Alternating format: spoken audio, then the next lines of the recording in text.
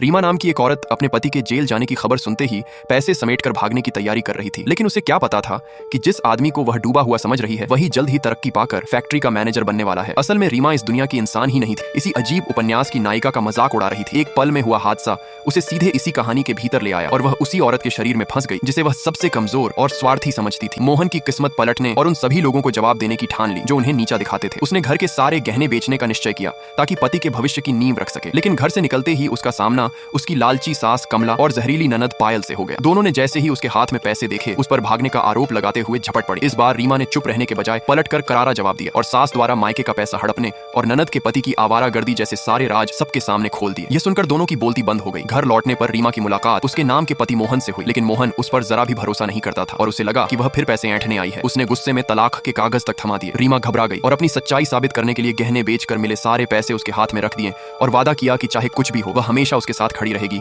और उसकी सबसे बड़ी ताकत बनेगी। उसकी इस हरकत ने मोहन को भीतर तक हिला दिया, क्योंकि उसने कभी सोचा भी नहीं था कि जिसे वह खुदगर्ज समझता था वही औरत उसके लिए सब कुछ दांव पर लगा देगी। इसी बीच कमला दोबारा घर में हंगामा करने आ पहुंची, लेकिन इस बार मोहन ने खुलकर अपनी पत्नी का साथ दिया और सबके सामने यह खुशखबरी सुना दी कि जिस गिरफ्तारी की बात हो रही थी वह सिर्फ जांच थी और अब सब साफ हो चुका है। न सिर्फ उसका नाम बेदागा साबित हुआ बल्कि उसे पहले से भी बेहतर पद मिल गया। गलतफहमियां दूर हो गईं और परिवार पर मंडरा रहा संकट खत्म हो गया। रीमा ने अपने सामने खड़े इस नए मोहन को देखा और मन ही मन ठान लिया कि अब वह सिर्फ घर तक सीमित नहीं रहेगी। उसने एक